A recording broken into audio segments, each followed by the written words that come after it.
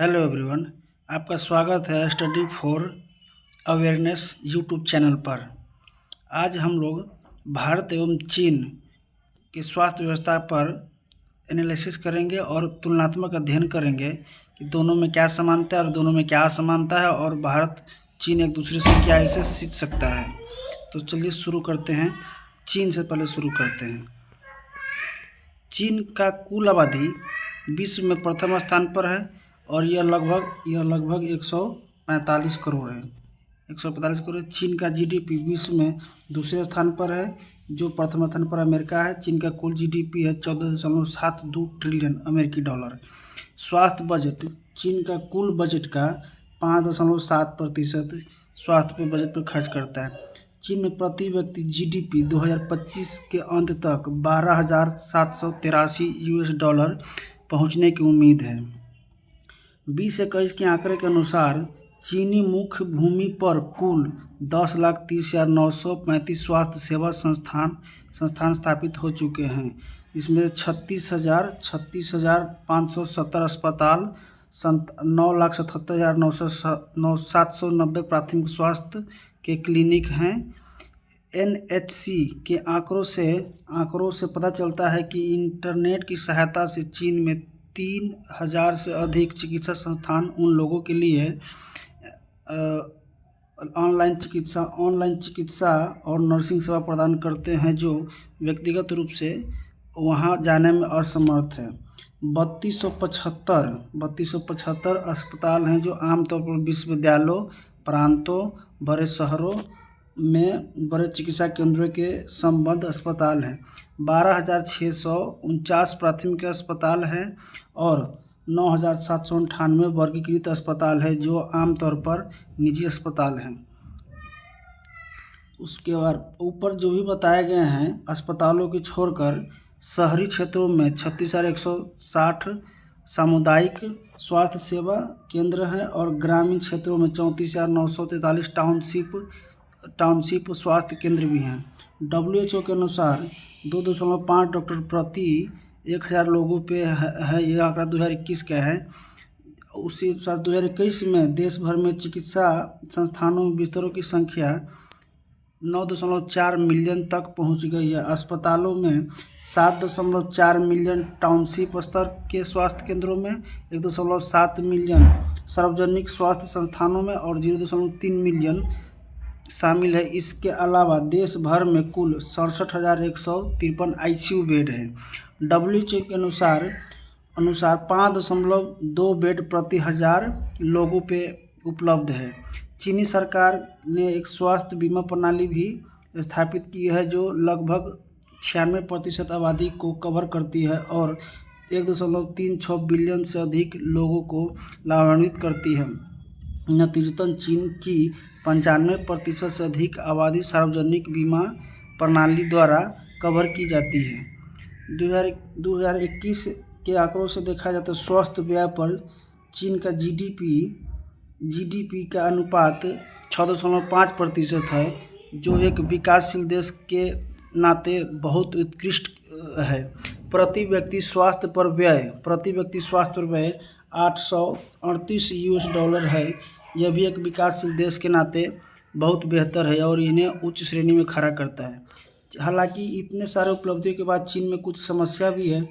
चीन में चिकित्सा संसाधनों का वितरण असमान है। उच्च गुणवत्ता वाले चिकित्सा संसाधन मुख्य रूप से बड़े मध्य आकार के शहरों में केंद्रित है। उत्तरी चीन में चिकित्सा संसाधनों का सबसे असमान वितरण है। उत्तरी चीन के शीर्ष 100 अस्पतालों में अधिकांश बीजिंग में केंद्रित है, लेकिन चिकित्सा संसाधन मुख्य रूप से चांगशा, वुहान और ग्वांजू में केंद्रित है। हेनान प्रांत में अस्पतालों की संख्या अपेक्षाकृत कम है। चीन की चिकित्सा बीमा सूचना प्रणाली की क्षमता भी अपर्याप्त है। वर्तमान में चीन में लगभग 90% चिकित्सा बीमा समन्वित क्षेत्रों ने संबंधित चिकित्सा बीमा सूचना प्रबंधन प्लेटफॉर्म स्थापित किए हैं। शेष 10% क्षेत्र अभी तक स्थापित नहीं हुए हैं। चीन का सामाजिक खान पान भी एक स्वास्थ्य चुनौती पेश करती है, जिसका नमूना हमने कोविड-19 के समय में देखा था। अब हम भारत की स्वास्थ्य व्यवस्था का मूल्यांकन और अध्ययन करते हैं। भारत की स्वास्थ्य व्यवस्था 2024-25 के अनुसार भारत में कुल आबादी 140 करोड़ है, यह लगभग है। ग्राम में यह 43%, जबकि शहरी क्षेत्र में 37% आबादी निवास करती है। जीवन प्रत्याशा की बात करें तो 72 वर्ष कुल है, जबकि पुरुष 70.7 वर्ष, महिला 73.9 वर्ष जीवित रहती है। यह जीवन प्रत्याशा है। भारत का कुल बजट 2025-26 में 34.9 लाख करोड़ है। इसे अगर अंतर्राष्ट्रीय मुद्रा में कन्वर्ट किया जाए तो 4.27 ट्रिलियन होता है।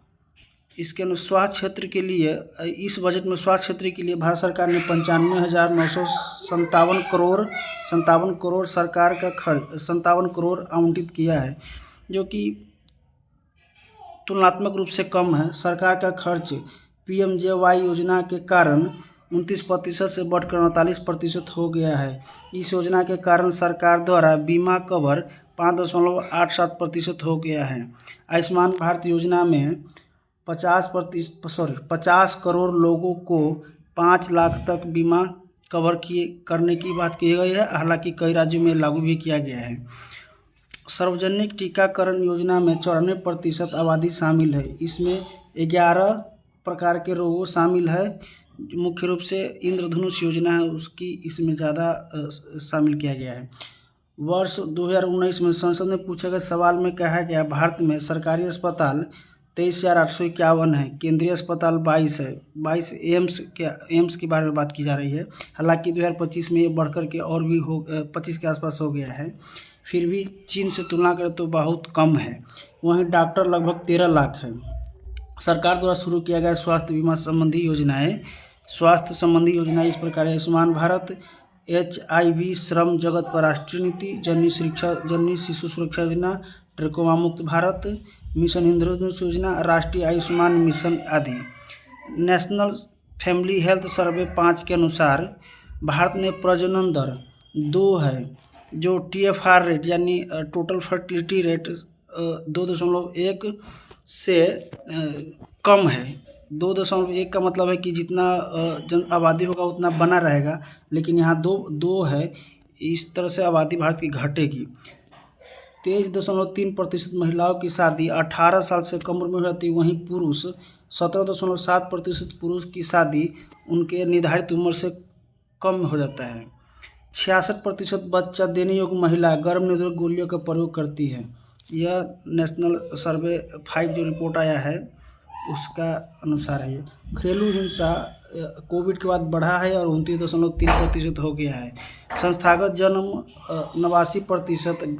संस्थागत जन्म का अर्थ है कि भारत में जो भी जन्म बच्चे ले रहे हैं वो हॉस्पिटल में हो रहे हैं, अर्थात 89% बच्चा अस्पताल में जन्म ले रहा है। यह ग्रामीण क्षेत्र में 87%, जबकि शहरी क्षेत्र में 94% है।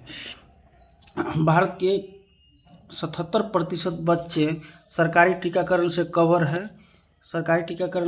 है। मुख्य रूप से इंद्रधनुष योजना है, उसमें यह कवर किया गया है। हालांकि इन सब के बावजूद भारत में सुधार की बहुत सारी आवश्यकता है। जैसे नेशनल फैमिली हेल्थ सर्वे 5 के अनुसार अभी भी 39.4% लोग स्वास्थ्य पर अपने जेब से खर्च करते हैं। मेरा मानना है कि भारत में गरीबी का कई कारणों में से एक मुख्य कारण हो सकता है जो लोग अपने जेब से खर्च करते हैं। कई और देश की अपेक्षा यहाँ ज़्यादा खर्च करना पड़ा है लोगों को अपने पॉकेट से। सरकार का स्वास्थ्य बजट GDP का 1.9% है, जो हमने अभी देखा है चीन का 5.7% है, इससे काफ़ी कम है। सरकार प्रति व्यक्ति 3169 रुपये खर्च करती है। अभी हमने देखा है कि वहाँ $838 प्रति व्यक्ति खर्च की जा रही थी। बौनापन, यह स्वास्थ्य कुपोषण से संबंधित समस्या है। बौनापन 36% अभी भी है, जिसमें शहर में 30% तथा ग्रामीण क्षेत्र में 37% बौनापन है। कुपोषण की बात करें तो 18 में से 11 राज्य में यह वृद्धि ही हुई है, कमी नहीं है। 11 राज्यों में से 13 राज्य व केंद्र शासित प्रदेशों में आधे से अधिक बच्चे व महिलाओं में एनीमिया एनीमिया देखी गई है। यह महिलाओं का मुख्य समस्या है। भारत में यह कॉमन हो गया है, जो एक दुर्भाग्यवश बात है। महिला स्वस्थ होनी चाहिए थी, बच्चे भी स्वस्थ होना चाहिए, तभी हमारा स्वस्थ समाज का निर्माण होगा। विश्व बैंक के अनुसार भारत को 2030 तक 20 लाख डॉक्टर की आवश्यकता होगी, जबकि अभी 13 लाख ही हैं। यह एक महत्वपूर्ण बात है, इसमें भी सुधार की आवश्यकता है। डॉक्टर बनने चाहिए। और WHO के अनुसार 1000 मरीज पर 1 डॉक्टर होना चाहिए, जबकि भारत में यह 11,000 डॉक्टर पर 1 है। WHO के अनुसार बेड होना चाहिए 1000 लोगों पर 2, किंतु 0.6 ही बेड है भारत में, जो हमने देखा अभी चीन का भारत से तो काफ़ी ज़्यादा है। ग्रामीण क्षेत्रों में मात्र 2% डॉक्टर ही सेवा देते हैं, जबकि आबादी ग्रामीण क्षेत्र में 68% निवास करती है। यह एक बहुत चिंताजनक बात है, जो ग्रामीण क्षेत्र में डॉक्टर काम नहीं करना चाहते हैं। अब इसके कई कारण हो सकते हैं। भारत में आधारभूत अवसंरचना का अभाव। भारत में स्वास्थ्य क्षेत्र पर जो खर्च कम की जा रही है, उसके कारण आधारभूत अवसंरचना का निर्माण नहीं हो पा रहा है, जो स्वास्थ्य सेवा पर प्रतिकूल प्रभाव डालता है। स्वास्थ्य जागरूकता का अभाव। भारत में यह एक बहुत बड़ी समस्या है। लोगों में, खासकर महिलाओं में स्वास्थ्य जागरूकता की अभाव है। इस प्रकार दोस्तों, ये हमारा एनालिसिस यहीं समाप्त होता है। मैं इसी तरह के और भी वीडियो लेके आता रहूं दूसरे विषयों पर। इसके लिए आप लोग का सहयोग जरूरी है। इस वीडियो को लाइक कीजिए, सब्सक्राइब कीजिए इस चैनल को, तथा इस वीडियो को और शेयर कीजिए अपने दोस्तों में, ताकि उन्हें भी इस तरह की जानकारी मिले। इसमें दी गई सारी डेटा सरकार द्वारा या फिर किसी विशेष यूनिवर्सिटी के रिसर्च से ली गई है। इसे आप एग्ज़ाम में या फिर और भी जहाँ भी आवश्यक हो प्रयोग कर सकते हैं। इस वीडियो को देखने के लिए धन्यवाद।